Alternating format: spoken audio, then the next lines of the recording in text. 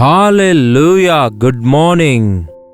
ನೀವೆಲ್ಲಿಂದ ವೀಕ್ಷಿಸ್ತಾ ಇದ್ದೀರಿ ಪ್ರಿಯರೇ? ಇಂಡಿಯಾದಿಂದಲೋ ಇತರ ದೇಶದಿಂದಲೋ ಯಾವುದೇ ಪ್ರಾಂತ್ಯದಲ್ಲಿದ್ದರೂ ಕೂಡ ಯೇಸುವಿನ ವಾಕ್ಯ ಕೇಳುವುದಕ್ಕಾಗಿ ಈ ಸೋಷಿಯಲ್ ಮೀಡಿಯಾದ ಮೂಲಕ ಈ ದಿನ ದೇವರು ಇಂತಹ ದೊಡ್ಡ ಅವಕಾಶ ಕೊಟ್ಟಿದ್ದಾರೆ. ನೀವೆಲ್ಲಿಂದ ವಾಕ್ಯ ಕೇಳ್ತಿದ್ದೀರೆಂದು, ಎಂತಹ ಮೇಲುಗಳನ್ನು ಹೊಂದಿಕೊಳ್ತಾ ಇದ್ದೀರೆಂದು, ಹೇಗೆ ನೀವು ಆಧ್ಯಾತ್ಮಿಕವಾಗಿ ಬಲ ಹೊಂದುತ್ತಾ ಇದ್ದೀರೆಂದು ನಮಗೆ 8939731313 ನಂಬರ್ಗೆ ಇತರ ದೇಶದಿಂದಲೂ ಸಹ ವೀಕ್ಷಿಸೋದಾದರೆ ಕೊಡಲ್ಪಟ್ಟ ಇದೇ ನಂಬರ್ಗೆ ಒಂದು ಟೆಕ್ಸ್ಟ್ ಇಲ್ಲವೇ ವಾಯ್ಸ್ ಮೆಸೇಜ್ ಮುಖಾಂತರ ವಾಟ್ಸಪ್ ಕಳಿಸಿರಿ. ಅದಕ್ಕೋಸ್ಕರ ದೇವರನ್ನು ಮತ್ತಷ್ಟು ಹೆಚ್ಚು ಸ್ತುತಿಸಿ ನಿಮಗೋಸ್ಕರ ಪ್ರಾರ್ಥಿಸಲು ಅವಕಾಶ ಕಲ್ಪಿಸಿದವರಾಗಿರ್ತೀರಿ. ಬನ್ನಿ ಚಿಕ್ಕ ಪ್ರಾರ್ಥನೆಯೊಂದಿಗೆ ಈ ದಿನ ದೇವರ ವಾಕ್ಯ ಧ್ಯಾನಿಸೋಣ. ಪರಿಶುದ್ಧ ದೇವರೇ, ನಿಮಗೆ ವಂದನೆಗಳು. ಮತ್ತೊಂದು ಸಾರಿ ನಿಮ್ಮ ವಾಕ್ಯಕ್ಕಾಗಿ ಕಾದಿರುವಾಗ ನಿಮ್ಮ ವಾಕ್ಯ ನಮ್ಮ ಹೃದಯಗಳನ್ನು ಬಲಪಡಿಸುವ ಹಾಗೆಯೂ ನಮ್ಮ ಆತ್ಮಿಕ ಜೀವಿತಕ್ಕೆ ಮಾರ್ಗದರ್ಶಿಸುವ ಹಾಗೆಯೂ ಪರಿಶುದ್ಧಾತ್ಮನಿಂದ ಅಭಿಷೇಕಿಸಿ ನಿಮ್ಮ ವಾಕ್ಯ ಗ್ರಹಿಸಿಕೊಳ್ಳುವಂತಹ ಕೃಪೆ ದಯಪಾಲಿಸಿರೆಂದು ಕ್ರಿಸ್ತನ ನಾಮದಲ್ಲಿ ಬೇಡುತ್ತೇವೆ ತಂದೆಯೇ, ಆಮೇನ್. ಹೇಗಿದ್ದೀರಿ ಪ್ರಿಯರೇ? ಚೆನ್ನಾಗಿದ್ದೀರಾ? ಏನ್ ಚೆನ್ನಾಗಿರೋದು ಬ್ರದರ್ ಅನ್ನುತ್ತಾರೆ ಬಹಳಷ್ಟು ಜನ. ಏನ್ ಹೇಳಬೇಕು ಬ್ರದರ್ ಅನ್ನುವ ರೀತಿಯಲ್ಲಿ ಅನೇಕರ ಜೀವಿತಗಳಿವೆ. ಒಂದಿದ್ರೆ ಒಂದಿಲ್ಲ, ಒಂದಿದ್ರೆ ಇನ್ನೊಂದು ಸಾಕಾಗಲ್ಲ. ಒಂದು ರೀತಿಯಲ್ಲಿ ಒಂದು ಕೆಲಸ ಮಾಡಿದ್ರೆ ಮತ್ತೊಂದು ಕೆಲಸ ಕೈತಪ್ಪಿ ಹೋಗ್ತಿದೆ, ಇಲ್ಲವೇ ಒಂದಾದ ಮೇಲೆ ಒಂದಲ್ಲ ಒಂದು ಬಾಧೆ ನಮ್ಮನ್ನು ಪೀಡಿಸ್ತಾ ಇದೆ. ನಾವು ಮನುಷ್ಯರಲ್ಲವೋ, ಭೂಲೋಕದಲ್ಲಿದ್ದೇವಲ್ಲವೋ, ಇದು ಸರ್ವಸಾಧಾರಣ. ನಿಮಗೇನೋ ಬಾಧೆ ಉಂಟಾಗಿದ್ದಕ್ಕೆ ಕೇವಲ ನಿಮ್ಗೊಬ್ಬರಿಗೇ ಉಂಟಾಗಿದೆ ಅಂದ್ಕೊಳ್ಬೇಡಿ. ಮಾನವರೆಲ್ಲರೂ ಅಂತಹ ಒಂದಲ್ಲ ಒಂದು ಸಮಸ್ಯೆದೊಂದಿಗೆ, ದಿಗುಲಿನೊಂದಿಗೂ ವೇದನೆಯೊಂದಿಗೂ ಹಾದು ಹೋಗ್ತಿದ್ದಾರೆ. ಆದರೆ ಯೇಸುವನ್ನು ಪಡೆದವರಿಗೆ ಧೈರ್ಯ ಇರುತ್ತೆ. ಯೇಸು ಕ್ರಿಸ್ತನನ್ನು ನಂಬಿದಂಥವರ ಜೀವಿತದಲ್ಲಿ ಕುಗ್ಗುವಿಕೆ, ಬಾಧೆ, ದಿಗುಲು ಇರೋದೇ ಇಲ್ಲ. ಇದನ್ನು ನಾನು ಹೇಳ್ತಿದ್ದೇನೆ, ನೀವು ಕೇಳ್ತಲೇ ಇದ್ದೀರಿ. ಕೇಳಿ ಪ್ರಿಯರೇ, ಪೌಲನು ಸೇವೆ ಮಾಡ್ತಿರುವಾಗ ಎಷ್ಟೋ ಹೋರಾಟಗಳನ್ನು ಹೋರಾಡ್ತಾನೆ. ಆದರೆ ಅದೇ ಪೌಲನು ಹೇಗೆ ನಮಗೆ ಎನ್ಕರೇಜ್ ಮಾಡಿ ಧೈರ್ಯ ಪಡಿಸ್ತಾ ಇದ್ದಾನೆ ನೋಡಿರಿ. 2 ಕೊರಿಂಥದವರಿಗೆ ಬರೆದ ಪತ್ರಿಕೆ 4ನೇ ಅಧ್ಯಾಯ 16ನೇ ವಚನ ಓದುತ್ತೇನೆ ಕೇಳ್ರಿ. ಆದುದರಿಂದ ನಾವು ಧೈರ್ಯಗೆಡುವುದಿಲ್ಲ. ಏನಂತೆ? ಧೈರ್ಯಗೆಡುವುದಿಲ್ಲ. ನಮ್ಮನ್ನು ಕುಗ್ಗಿಸಿ ಬಿಡುವಂತಹ, ನಮಗೆ ಭಯಪಡಿಸುವಂತಹ, ನಮ್ಮನ್ನು ಹೇಡಿಗಳನ್ನಾಗಿ ಮಾಡುವಂತಹ ಸೈತಾನನ ಪ್ರಯತ್ನಗಳಿಗೆ ನಾವು ಕುಗ್ಗಿ ಹೋಗಬಾರದು. ಅವನು ಸುಮ್ಮನೆ ಸಪ್ಪಳ ಮಾಡ್ತಾನೆ ನೋಡಿ. ಅವನು ಹಲ್ಲು ತೆಗೆದ ಹಾವಿನಂತಿದ್ದಾನೆ. ಅವನೇನ್ ಮಾಡ್ಲಿಕ್ಕಾಗತ್ತೆ ಹೇಳಿ? ಸೈತಾನನ ತಲೆಯನ್ನು ಯೇಸು ಕ್ರಿಸ್ತನು ಶಿಲುಬೆಗೆ ಹಾಕಲ್ಪಟ್ಟಾಗಲೇ ಆ ಸೈತಾನನ ತಲೆ ಜಜ್ಜಲ್ಪಟ್ಟಿದೆ. ಸುಮ್ಮನೆ ಬಾಲ ಅಲ್ಲಾಡಿಸ್ತಿದ್ದಾನೆ ಅಷ್ಟೇ. ಅದನ್ನು ನೋಡಿ ನಾವು ಭಯಪಡ್ತಿದ್ದೇವೆ. ನಮ್ಮ ಜೀವಿತದಲ್ಲಿ ಎದುರಾಗುವ ಸಮಸ್ಯೆಗಳನ್ನು ನೋಡಿ ನಾವು ಧೈರ್ಯಗೆಡುತ್ತಿದ್ದೇವೆ. ಆದುದರಿಂದ, ಅಂದರೆ ಯೇಸು ನಮ್ಮ ಸಂಗಡ ಇರೋದ್ರಿಂದ, ಯೇಸು ನಮ್ಮನ್ನು ಬಲಪಡಿಸುತ್ತಾ ಇರೋದ್ರಿಂದ ನಾವು ಧೈರ್ಯಗೆಡುವುದಿಲ್ಲ. ನಮ್ಮ ದೇಹ ನಾಶವಾಗುತ್ತಾ ಇದ್ದರೂ, ದೇಹ ಅಂದರೆ ಏನು? ಅಂತರ್ಯ ಅಂದರೆ ಏನು? ದೇಹ ಅಂದರೆ ನಮ್ಮ ಶರೀರ, ಅಂತರಂಗ ಅಂದರೆ ನಮ್ಮ ಆತ್ಮ. ಪ್ರಿಯರೇ, ನಾವು 2 ಭಾಗವಾಗಿದ್ದೇವೆ. ನಾವು ಶರೀರದಲ್ಲಿ ನಿವಾಸಿಸ್ತಿದ್ದೇವೆ, ಆದರೆ ನಮ್ಮ ಆತ್ಮ ನಮಗೆ ಜೀವ ಕೊಡುತ್ತದೆ. ಮನುಷ್ಯನನ್ನು ದೇವರು ಮಣ್ಣಿನಿಂದ ಉಂಟುಮಾಡಿ ಅವನ ನೊಸರಿನೊಳಗೆ ಉಸಿರನ್ನು ಊದಿದಾಗ ಪ್ರಾಣಾತ್ಮವುಳ್ಳವನಾದ ಮನುಷ್ಯನು, ಯಾವಾಗ ನಮ್ಮ ಪ್ರಾಣ ಹೊರಟು ಹೋಗ್ತದೋ ಆ ಮಣ್ಣಿಗೂ ಆತ್ಮಕ್ಕೂ ಇರುವಂತಹ ಸಂಬಂಧ ಮುರಿದು ಹೋಗುತ್ತೆ, ಪ್ರಾಣ ಬಿಟ್ಟು ಹೋಗುತ್ತೆ. ಅದಕ್ಕೆ ಮಣ್ಣಾಗಿರುವುದು ತಿರುಗಿ ಮಣ್ಣಿಗೆ ಸೇರುತ್ತೆ. ಆತ್ಮ ಅದನ್ನು ದಯಪಾಲಿಸಿದ ದೇವರ ಬಳಿಗೆ ಹೋಗುತ್ತೆ. ಈ ಮಣ್ಣು ಅಶಾಶ್ವತವಾಗಿದೆ. ಈ ಶರೀರ ತಾತ್ಕಾಲಿಕವಾಗಿ ಕೊಡಲ್ಪಟ್ಟಿದೆ. ಆತ್ಮ ನಿರಂತರವಾಗಿರುತ್ತೆ. ಈ ಮಣ್ಣಿನ ಘಟಕದೊಳಗೆ ದೇವರು ತನ್ನ ಐಶ್ವರ್ಯವನ್ನು ಇಟ್ಟಿದ್ದಾರೆ. ನಾವು ಯಾವಾಗ ನೋಡಿದ್ರೂ ಈ ಮಣ್ಣಿನ ಘಟದ ಕುರಿತಾಗಿ ಆಲೋಚಿಸ್ತೇವೆ. ಈ ಮಣ್ಣಿನ ಘಟಕಕ್ಕೆ ಬೇಕಾಗಿರುವ ಆಹಾರಕ್ಕೋಸ್ಕರ, ವಸ್ತ್ರಕ್ಕೋಸ್ಕರವೇ ಯಾವಾಗಲೂ ತವಕ ಪಡ್ತಿರ್ತೇವೆ. ಈ ಮಣ್ಣಿನ ಘಟಕಕ್ಕೆ ಬಲಹೀನವಾಗುತ್ತದೋ, ರೋಗಗಳು ಬರ್ತವೋ ಎಂಬ ವಿಷಯದಲ್ಲಿಯೇ ದಿಗುಲು ಪಡುತ್ತಾ, ಒಂದು ಚಿಕ್ಕ ವ್ಯಾಧಿ ಬಂದ ಕೂಡಲೇ, ಒಂದು ಚಿಕ್ಕ ಬಾಧೆ ಬಂದ ಕೂಡಲೇ, ಒಂದು ಅನಾರೋಗ್ಯ ಬಂದ ಕೂಡಲೇ ನಾವು ಕುಗ್ಗಿ ಹೋಗುತ್ತೇವೆ, ದಿಗುಲು ಪಡುತ್ತೇವೆ. ಇನ್ನು ನನ್ನ ಬದುಕು ಇಷ್ಟೇ, ನನಗೆ BP ಬಂದಿದೆ, ನನಗೆ ಶುಗರ್ ಬಂದಿದೆ, ನನಗೆ ಹಾರ್ಟ್ ಪ್ರಾಬ್ಲಮ್ ಇದೆ, ನನ್ನ ಕಿಡ್ನಿಯಲ್ಲಿ ಸ್ಟೋನ್ಗಳಿವೆ ಅಂತೆ, ನನ್ನ ರಕ್ತ ನಾಳಗಳು ಸರಿಯಾಗಿಲ್ಲ ಅಂತೆ, ನನ್ನ ಎಲುಬು ಮುರಿದು ಹೋಯ್ತಲ್ಲವೇ ನನ್ನ ಗರ್ಭಕೋಶದಲ್ಲಿ ಫೈಬ್ರಾಯ್ಡ್ಸ್ ಇವೆ ಅಂತೆ, ನನಗೆ ಥೈರಾಯ್ಡ್ ಇದೆ, ನಾನು ಇನ್ನು ವಾಸಿಯಾಗಲ್ಲ, ಇಷ್ಟೇ ನಾನು, ಇನ್ನು ಮೇಲೆ ನಾನು ಚೇತರಿಸಿಕೊಳ್ಳಲಿಕ್ಕಾಗಲ್ಲ, ನಾನು ಕ್ಯಾನ್ಸರ್ ರೋಗಕ್ಕೆ ಒಳಗಾಗಿದ್ದೇನೆ ಎಂದು ಕೆಲವರು ಚಿಂತಿಸ್ತಾ ಇರ್ತಾರೆ. ಶರೀರಕ್ಕೆ ರೋಗಗಳು ಬರೋದು ತಪ್ಪಿದಲ್ಲ, ಆದರೆ ನಂಬಿಕೆ ಇರೋದಾದರೆ ಆತನಿಗುಂಟಾದ ಬಾಸುಂಡೆಗಳಿಂದ ನಮಗೆ ಸ್ವಸ್ಥವಾಗಿದೆ. ಕೆಲವರಿಗೆ ರೋಗ ಬಂದರೆ ಕೆಲವರು ಚೆನ್ನಾಗಿರ್ತಿದ್ದಾರೆ ಅಂದ್ಕೊಳ್ತೇವೆ, ಆದರೆ ಅವರಿಗೂ ರೋಗ ಬರ್ತವೆ. ಅವರು ದೇವರ ಮೇಲೆಯೇ ನಿರೀಕ್ಷೆ ಇಟ್ಟಿರೋದ್ರಿಂದ, ಅವರು ದೇವರೊಂದಿಗೆ ಸಹವಾಸದಲ್ಲಿರೋದ್ರಿಂದ, ಅವರು ಯೇಸುವಿನಲ್ಲಿ ನಂಬಿಕೆ ಇಟ್ಟಿರೋದ್ರಿಂದ ಆತನ ಬಾಸುಂಡೆಗಳಿಂದ ಅವರು ಸ್ವಸ್ಥತೆ ಹೊಂದುತ್ತಾರೆ. ನನಗಾದರೂ ನನ್ನ ಶರೀರದಲ್ಲಿ ಕೆಲವೊಂದು ಸಾರಿ ಅನೇಕ ಅನಾರೋಗ್ಯಗಳು ಬರ್ತವೆ, ಆದರೆ ನನ್ನ ಹೀಲಿಂಗ್ ಪ್ರೋಸೆಸ್ ಎಲ್ಲಿದೆ ಅಂದರೆ ದೇವರ ಸನ್ನಿಧಿಯಾಗಿದೆ. ಆತನ ಯಜ್ಞವೇದಿಯಲ್ಲಿರುವಾಗ, ಆತನ ವಾಕ್ಯ ಧ್ಯಾನಿಸುತ್ತಿರುವಾಗ, ಆತನು ತನ್ನ ವಾಕ್ಯ ಕಳಿಸಿ ಅವರನ್ನು ವಾಸಿ ಮಾಡಿದನು ಎಂದು ವಾಕ್ಯ ಹೇಳುತ್ತೆ. ವಾಕ್ಯ ಕೇಳುತ್ತಿರುವಾಗ, ದೇವರ ಸನ್ನಿಧಿಯಲ್ಲಿ ಪ್ರಾರ್ಥಿಸುತ್ತಿರುವಾಗ, ನಿಮ್ಮ ನರನಾಡಿಗಳಲ್ಲಿರುವ ಪ್ರತಿ ಇನ್ಫೆಕ್ಷನ್ನಿಂದ, ಪ್ರತಿ ಡಿಫೆಕ್ಟ್ನಿಂದ ನೀವು ಬಿಡುಗಡೆ ಹೊಂದುತ್ತೀರಿ. ಇದನ್ನು ನಂಬಿರಿ, ಧೈರ್ಯಗೆಡಬಾರದು. ಡಾಕ್ಟರ್ಸ್ ಬರೆದುಕೊಟ್ಟ ಪ್ರಿಸ್ಕ್ರಿಪ್ಷನ್ನಿಂದಲೋ ನಿಮ್ಮ ಮೆಡಿಕಲ್ ಚೆಕಪ್ನಲ್ಲಿ ಬಂದಿರುವ ರಿಸಲ್ಟ್ಸ್ ನಿಮಿತ್ತವೋ ನೀವು ಕುಂಗಿ ಹೋಗುವ ಅಗತ್ಯವಿಲ್ಲ. ಈ ಬಾಹ್ಯ ಪುರುಷನು ಅಂದರೆ ದೇಹ ವಯಸ್ಸಾಗುತ್ತಾ ಇದ್ದ ಹಾಗೆ ಕುಗ್ಗಿ ಹೋಗುತ್ತಲೇ ಇರುತ್ತದೆ, ಯಾರೂ ನಿಲ್ಲಿಸ್ಲಿಕ್ಕಾಗಲ್ಲ. ವೃದ್ಧಾಪ್ಯವನ್ನು ಯಾರು ತಡೆ ಹಿಡಿಯಲಿಕ್ಕಾಗುತ್ತೆ? ಯೌವನದಲ್ಲಿರುವಂತಹ ಬಲ ಇವಾಗ ಹೇಗಿರುತ್ತೆ? ದೇವರಲ್ಲಿರುವವರೇ ಆತ್ಮನ ಬಲ ಹೊಂದಿಕೊಳ್ತಾರೆ, ಆತನಿಗಾಗಿ ನಿರೀಕ್ಷಿಸುವವರೇ ನೂತನ ಬಲ ಹೊಂದಿಕೊಳ್ತಾರೆ. ಸರ್ವಸಾಧಾರಣವಾಗಿ ನಮ್ಮ ಶರೀರ ಕ್ಷೀಣಿಸಿ ಹೋಗುತ್ತೆ, ಅದರ ಕುರಿತಾಗಿಯೇ ದಿಗಿಲು ಪಡ್ತೀರೇ ಹೊರತು ನನ್ನ ಅಂತರಂಗದ ಪುರುಷನು ಬಲವಾಗಿದ್ದಾನೋ? ವಾಕ್ಯ ಏನು ಹೇಳ್ತೆ ನೋಡಿ, ನಮ್ಮ ದೇಹವು ನಾಶವಾಗುತ್ತಾ ಇದ್ದರೂ ನಮ್ಮ ಅಂತರ್ಯವು ದಿನೇ ದಿನೇ ಹೊಸದಾಗುತ್ತಾ ಬರುತ್ತದೆ. ಹಾಲೆಲೂಯ! ಅನುದಿನವೂ ದೇವರ ವಾಕ್ಯ ಧ್ಯಾನಿಸುವಂಥವನು ಅಂತರಂಗ ಪುರುಷನಲ್ಲಿ, ಆತ್ಮನಲ್ಲಿ ಬಲ ಹೊಂದುತ್ತಾನೆ. ನಿಮ್ಮಲ್ಲಿ ಬಹಳಷ್ಟು ಜನ ನನಗೆ ಹೇಳುವ ಮಾತು, ನಿಮ್ಮ ವಾಕ್ಯ ಕೇಳಿ ನಾವು ಬಲಗೊಳ್ತಿದ್ದೇವೆ ಅನ್ನುತ್ತೀರಲ್ಲವೇ? ಯಾಕೆ ಎಲ್ಲರೂ ಅದೊಂದೇ ಪದ ಬಳಸ್ತಾರೆ ಅಂದುಕೊಳ್ತಿದ್ಯಾ? ಆದರೆ ನಿಜವೇ ನೀವೆಲ್ಲರೂ ಅಂತರ್ಯದಲ್ಲಿ, ಅಂತರಂಗ ಪುರುಷನು ಭಕ್ತಿಯಲ್ಲಿ, ನಂಬಿಕೆಯಲ್ಲಿ, ಪ್ರಾರ್ಥನೆಯಲ್ಲಿ, ಆತ್ಮದಲ್ಲಿ ಬಲ ಹೊಂದುವವರಾಗಿರ್ತೀರಿ.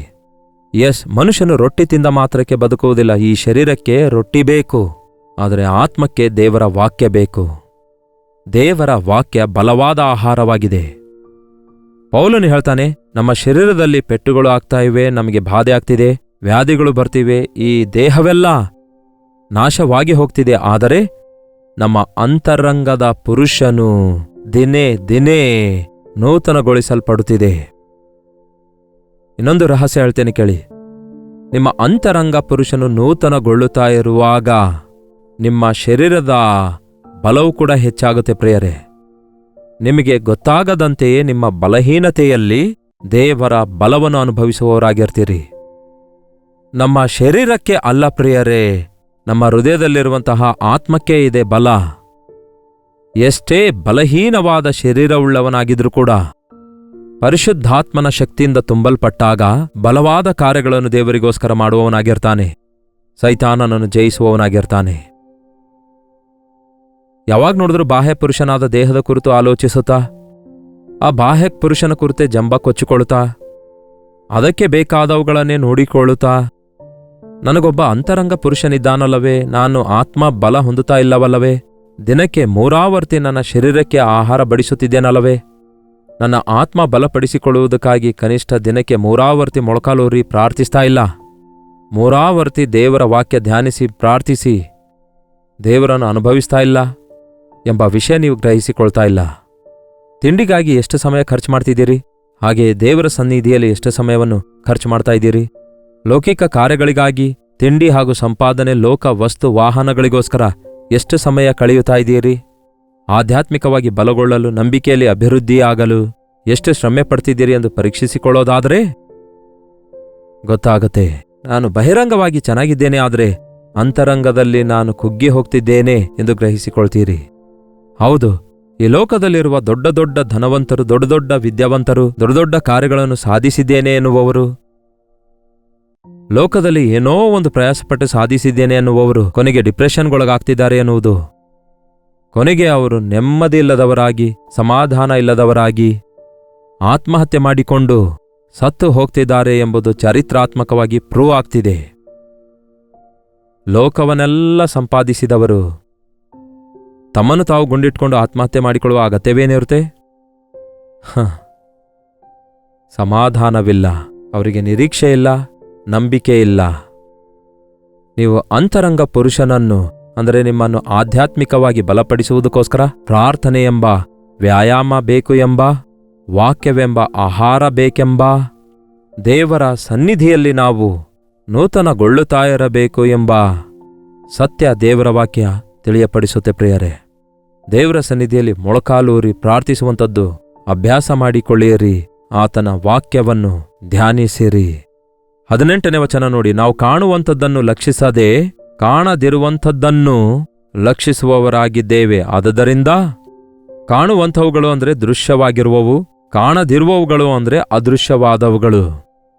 ಕಾಣುವ ಶ್ರಮೆಗಳನ್ನು ನೋಡ್ತಾ ಇಲ್ಲ, ಆದರೆ ಕಾಣದಿರುವ ದೇವರು ಕೊಡುವ ಬಹುಮಾನ ನೋಡ್ತಿದ್ದೇವೆ. ಕಾಣುವವುಗಳ ವಿಷಯದಲ್ಲಿ ನಾವು ತವಕ ಪಡ್ತಾ ಇಲ್ಲ, ಆದರೆ ಕಣ್ಣಿಗೆ ಕಾಣದಿರುವ, ಕಿವಿಗೆ ಕೇಳದಿರುವ, ಹೃದಯಕ್ಕೆ ಗೋಚರವಾಗದಿರುವ ದೇವರು ಸಿದ್ಧ ಮಾಡಿಟ್ಟಿರುವವುಗಳ ಮೇಲೆ ಮನಸ್ಸಿಟ್ಟಿದ್ದೇವೆ.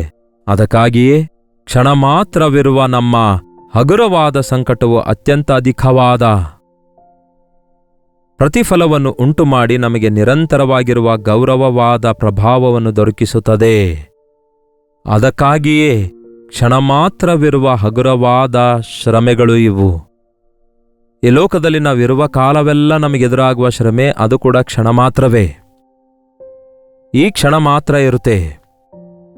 ಯಾಕೆಂದರೆ ದೇವರು ನಮಗೋಸ್ಕರ ಸಿದ್ಧಪಡಿಸಿಟ್ಟಿರುವ ನಿತ್ಯತ್ವದೊಂದಿಗೆ ಹೋಲಿಸಿಕೊಂಡರೆ ಯುಗ ಯುಗಗಳವರೆಗೂ ತಲತಲಾಂತರಕ್ಕೂ ಅಂತ್ಯವಿಲ್ಲದಂತಹ ಆ ಪರಲೋಕದಲ್ಲಿ, ಪರಲೋಕ ರಾಜ್ಯದ ಆನಂದದಲ್ಲಿ ಪಾಲ್ಗೊಳ್ಳುವುದಕ್ಕೋಸ್ಕರ ದೇವರು ನಮ್ಮನ್ನು ಆರಿಸಿಕೊಂಡಿದ್ದಾರಲ್ಲವೇ? ಆ ಶಾಶ್ವತವಾದ, ನಿರಂತರವಾದ, ತಲತಲಾಂತರಕ್ಕೂ ಯುಗ ಯುಗಗಳವರೆಗೂ ಇರುವಂತಹ ಆ ಕಾಲದೊಂದಿಗೆ ಹೋಲಿಸಿಕೊಳ್ಳೋದಾದರೆ ಈ ಲೋಕದಲ್ಲಿ ನಾವಿರುವ ಸಮಯ ಕ್ಷಣ ಮಾತ್ರವಾದದಾಗಿದೆ. ಸ್ವಲ್ಪ ಕಾಲವಾಗಿದೆ, ಸ್ವಲ್ಪ ಕಾಲವಾಗಿದೆ.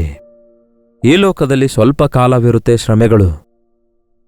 ಪರೀಕ್ಷೆಗೋಸ್ಕರ ಸಿದ್ಧರಾಗುವವರಿಗೆ ಹೇಳ್ತೇವಲ್ಲವೇ, ಇನ್ನೂ ಸ್ವಲ್ಪ ಕಷ್ಟಪಡು ಮಗಳೇ, ಇನ್ನೊಂದು ವಾರ ಕಷ್ಟಪಡು ಮಗನೇ, ಪರೀಕ್ಷೆ ಬರೆದಾದ್ಮೇಲೆ ಹಾಯಾಗಿರ್ಬೋದು ಅನ್ನುತ್ತೇವಲ್ಲವೇ? ಅದಕ್ಕಾಗಿಯೇ ರಾತ್ರಿ ಹಗಲು ಓದುತ್ತಾರೆ ಮಕ್ಕಳು. ಇನ್ನೂ ಸ್ವಲ್ಪ ಕಷ್ಟಪಡು, ಇನ್ನೂ ಸ್ವಲ್ಪ ಶ್ರಮೆ ಪಡು, ಇನ್ನು ಕೆಲವೇ ತಿಂಗಳಲ್ಲಿ ನೀನು ಮಗುವನ್ನು ಹಡಿಯುತ್ತಿ, ಸ್ವಲ್ಪ ಸಹಿಸಿಕೋ, ಸ್ವಲ್ಪ ಪ್ರಸವ ವೇದನೆ ಸಹಿಸಿಕೋ, ನಿಮಗೆ ದೊಡ್ಡ ಆನಂದ ಸಿಗುತ್ತದೆ ಅಂದಾಗ ಸಹಿಸಿಕೊಳ್ತಾರಲ್ಲವೇ? ಹಾಗೆಯೇ ಈ ಲೋಕದಲ್ಲಿನ ಶ್ರಮೆಗಳು ಪರಲೋಕದಲ್ಲಿ ನಾವು ಮಹಿಮೆ ಹೊಂದಿಕೊಳ್ಳುವುದಕ್ಕಾಗಿ ಸಹಿಸಿಕೊಳ್ಳುವುದನ್ನು ಕಲಿಯಬೇಕು. ನಿಂದೆಗಳು ಬಂದಾಗ, ಅಪನಿಂದನೆ ಬಂದಾಗ, ಅವಮಾನ ಬಂದಾಗ, ಹಿಂಸೆಗಳು ಬಂದಾಗ, ಕ್ರೈಸ್ತರಿಗೆ ಈ ದಿನಗಳಲ್ಲಿ ಶ್ರಮೆಗಳು, ಹಿಂಸೆಗಳು, ವೇದನೆಗಳು, ಶೋಧನೆಗಳು, ಹೋರಾಟಗಳು ಹೆಚ್ಚಾಗುತ್ತಿವೆ. ಸುಖವನ್ನೇ ಪ್ರೀತಿಸುವ ಕ್ರೈಸ್ತರಾಗಿ ನಾವಿರೋದಾದ್ರೆ ಮೋಸ ಹೋಗ್ತೇವೆ, ನಷ್ಟ ಹೋಗ್ತೇವೆ. ಏನ್ ಮಾಡ್ಲಿಕ್ಕಾಗುತ್ತೆ? ಮನುಷ್ಯರು ನಮಗೆ ನಿಂದಿಸಿದ್ರೆ ಏನಾಗುತ್ತೆ? ಅವರು ಆಡಿದ ಮಾತಿಗೆ ನಾವು ಯಾಕೆ ಕೂತ್ಕೊಂಡಾಳ್ಬೇಕು? ಯಾರೋ ಏನೋ ಹೇಳಿದ ಮಾತ್ರಕ್ಕೆ ನೀವು ಹಾಗೆ ಆಗ್ತೀರೋ? ಬುದ್ಧಿ ಇಲ್ಲವೋ ಎಂದು ಯಾರೋ ಹೇಳಿದ್ರೆ ಬುದ್ಧಿ ಹೊರಟೋಗುತ್ತೋ? ನಿಮ್ಮ ಬುದ್ಧಿ ನಿಮಗೇ ಇರುತ್ತೆ ಅಲ್ಲವೇ? ನಾಚಿಕೆ ಇಲ್ಲವೋ ಅಂದ ಕೂಡಲೇ ನಿಮಗೇನಾಯಿತು? ದೇವರು ನಿಮ್ಮನ್ನು ಘನಪಡಿಸುವ ಆತನಾಗಿದ್ದಾನಲ್ಲವೋ? ಪ್ರತಿ ಸಣ್ಣ ಸಣ್ಣ ವಿಷಯಕ್ಕೆ ಸ್ಪಂದಿಸಬೇಡಿ. ದೇವರ ಮುಂದೆ ನೀವು ಏನಾಗಿದ್ದೀರಿ ಎನ್ನುವುದನ್ನು ಗ್ರಹಿಸಿಕೊಳ್ಳಿರಿ. ನನ್ನ ನಿಮಿತ್ತ ಜನರು ನಿಮ್ಮನ್ನು ನಿಂದಿಸಿ ಹಿಂಸೆಗೊಳಿಸಿ ನಿಮ್ಮ ಮೇಲೆ ಕೆಟ್ಟ ಕೆಟ್ಟ ಮಾತುಗಳಾಡುವಾಗ ಸಂತೋಷಿಸಿರಿ, ಉಲ್ಲಾಸಿಸಿರಿ. ಪರಲೋಕದಲ್ಲಿ ನಿಮಗೆ ಅಧಿಕ ಬಹುಮಾನ ಇರುವುದು ಎಂದು ಯೇಸು ಹೇಳಿದಾರಲ್ಲವೇ? ಕ್ಷಣ ಮಾತ್ರ ಇರುವ ಈ ನಿಂದೆ, ಹಿಂಸೆ, ಅವಮಾನಗಳಿಗೆ ನಾವು ಭಯಪಡಲಾರದಂತೆ ನಿತ್ಯವೂ ಇರುವಂತಹ ನಿತ್ಯ ಮಹಿಮೆಯನ್ನು ಆಶಿಸಬೇಕು. ನಿತ್ಯವಾಗಿರುವ ಆಶೀರ್ವಾದ ನಮ್ಮ ಕಣ್ಮುಂದಿಟ್ಕೊಂಡ್ರೆ ಈ ಬಾಧೆಗಳೆಲ್ಲ ನಾವು ಸಹಿಸಿಕೊಳ್ತೇವೆ. ಈ ಬಾಧೆಗಳೆಲ್ಲ ನಮಗೆ ಬಾಧೆಗಳಾಗಿಯೇ ಕಾಣಿಸೋದಿಲ್ಲ. ಅದಕ್ಕಾಗಿಯೇ ನೆನ್ಪಿಟ್ಕೊಳ್ಳಿರಿ, ಕಾಣುವಂಥದ್ದು ಸ್ವಲ್ಪ ಕಾಲ ಮಾತ್ರ ಇರುವುದು, ಕಾಣದಿರುವಂಥದ್ದು ಸದಾ ಕಾಲ ಇರುವುದು. ನಮ್ಮ ಕಣ್ಣಿಗೆ ಕಾಣಿಸುವಂಥವುಗಳೆಲ್ಲ ಸ್ವಲ್ಪ ಕಾಲ, ನಿರಂತರವೂ ಇರೋದಿಲ್ಲ. ಕಾಣದಿರುವ ದೇವರ ಆಶೀರ್ವಾದಗಳು, ಕಾಣದಿರುವ ದೇವರ ರಾಜ್ಯ, ಕಾಣದಿರುವವುಗಳಿಗೋಸ್ಕರ, ಮೇಲಿರುವವುಗಳಿಗೋಸ್ಕರ ನಾವು ತವಕ ಪಡಬೇಕು. ಯೇಸುವಿನಲ್ಲಿ ನಿರೀಕ್ಷೆ ಇಡಿರಿ, ನಿಮ್ಮ ಶ್ರಮೆಯಲ್ಲಿ ನಾನು ನಿಮ್ಮ ಸಂಗಡ ಇರ್ತೇನೆಂದು ಯೇಸು ಹೇಳಿದಾರಲ್ಲವೇ?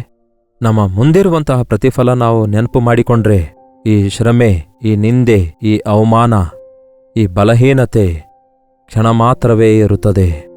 ಅವುಗಳನ್ನು ನಾವು ಲಕ್ಷಿಸುವ ಅಗತ್ಯವಿಲ್ಲ. ಅಷ್ಟು ಮಾತ್ರವಲ್ಲ, ಆ ಶ್ರಮೆಯಲ್ಲಿಯೂ ಕೂಡ ದೇವರು ನಮ್ಮ ಸಂಗಡ ಇರೋದ್ರಿಂದ ಆತನ ಆದರಣೆ, ಆತನ ಬಲ ನಾವು ಹೊಂದಿಕೊಳ್ತೇವೆ. ಪ್ರಾರ್ಥನೆ. ಪರಿಶುದ್ಧ ದೇವರೇ, ಪ್ರೀತಿಯುಳ್ಳ ತಂದೆಯೇ, ನಾವೇನೋ ಕ್ರಿಸ್ತನಿಗೋಸ್ಕರ ಶ್ರಮೆ ಪಡ್ತಿದ್ದೇವಲ್ಲವೇ? ನಾವೆಲ್ಲ ವಿಷಯದಲ್ಲಿ ನಷ್ಟ ಹೋಗ್ತಿದ್ದೇವಲ್ಲವೇ? ನಮ್ಮನ್ನು ಎಲ್ಲರೂ ನಿಂದೆಪಡಿಸಿ ಬಾಧೆಪಡಿಸ್ತಿದ್ದಾರಲ್ಲವೇ ಯೇಸುವನ್ನು ನಂಬಿದ್ದಕ್ಕಾಗಿ? ದೇವರನ್ನು ನಂಬಿದ್ದಕ್ಕೆ ಏನು ಪ್ರಯೋಜನ? ದೇವರನ್ನು ನಂಬಿದ್ದಕ್ಕೆ ಏನು ಒಳ್ಳೆಯದಾಗ್ತಿಲ್ವಲ್ಲ ಎಂಬ ಆಲೋಚನೆಯಲ್ಲಿದ್ದವರನ್ನು ಈ ದಿನ ದೇವರೇ ದರ್ಶಿಸಿರಿ.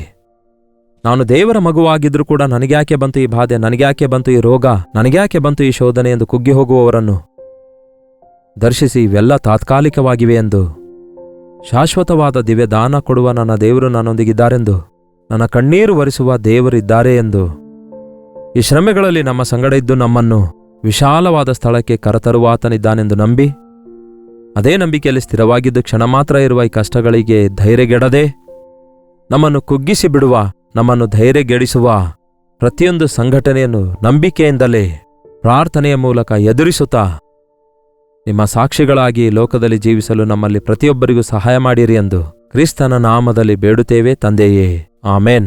ನಮ್ಮ ತಂದೆಯಾದ ದೇವರ ಪ್ರೀತಿಯು, ಮಗನಾಗಿರುವ ಕ್ರಿಸ್ತನ ಕೃಪೆಯೂ, ಆದರಣೆಕರ್ತನಾದ ಪರಿಶುದ್ಧಾತ್ಮನ ಸಹವಾಸವು ಕೂಡಿ ಬಂದಿರುವ ನಮ್ಮೆಲ್ಲರ ಸಂಗಡ ಇಂದಿಗೂ ಸದಾಕಾಲಕ್ಕೂ ನೆಲೆಯಾಗಿರಲಿ. ಆಮೇನ್. ದೇವರಿಗೆ ಸ್ತೋತ್ರ. ನಿಮ್ಮ ಪ್ರಾರ್ಥನಾ ಮನವಿಗಳು 8939731313 ನಂಬರ್ಗೆ, ನೀವು ಇತರ ದೇಶದಿಂದ ವೀಕ್ಷಿಸುವುದಾದರೆ ಕೊಡಲ್ಪಟ್ಟಿರುವಂತಹ ಇದೇ ನಂಬರ್ಗೆ ಒಂದು ಟೆಕ್ಸ್ಟ್ ಇಲ್ಲವೇ ವಾಯ್ಸ್ ಮೆಸೇಜ್ ಮುಖಾಂತರ ವಾಟ್ಸಪ್ ಕಳಿಸಿಕೊಡಿರಿ. ನಿಮ್ಮ ಪಕ್ಷದಲ್ಲಿ ನಾವು ಪ್ರಾರ್ಥಿಸ್ತಿದ್ದೇವೆ, ನೀವು ಕೂಡ ಪ್ರಾರ್ಥಿಸಿರಿ. ಕರ್ತನ ಚಿತ್ತವಿರುವುದ ಆದರೆ ಮತ್ತೆ ನಾಳೆ ಇದೇ ಅನುದಿನದ ಧ್ಯಾನ ಎಂಬ ಕಾರ್ಯಕ್ರಮದಲ್ಲಿ ಮತ್ತೊಮ್ಮೆ ಭೇಟಿಯಾಗೋಣ. ಕರ್ತನ ಮಹಾಕೃಪೆಯಿಂದ ಎಷ್ಟೋ ಪ್ರಯಾಸಪಟ್ಟು ಈ ಕಾರ್ಯಕ್ರಮ ನಾವು ಪ್ರಸಾರ ಮಾಡ್ತಿದ್ದೇವೆ. ಎಲ್ಲರೂ ವೀಕ್ಷಿಸಿರಿ, ಆಧ್ಯಾತ್ಮಿಕವಾಗಿ ದಿನೇ ದಿನೇ ಬಲಗೊಳ್ಳಿರಿ. ಅಲ್ಲಿವರೆಗೂ ದೇವರ ಮಹಾಕೃಪೆ ನಿಮ್ಮೆಲ್ಲರೊಂದಿಗೆ ನೆಲೆಸಿರಲಿ.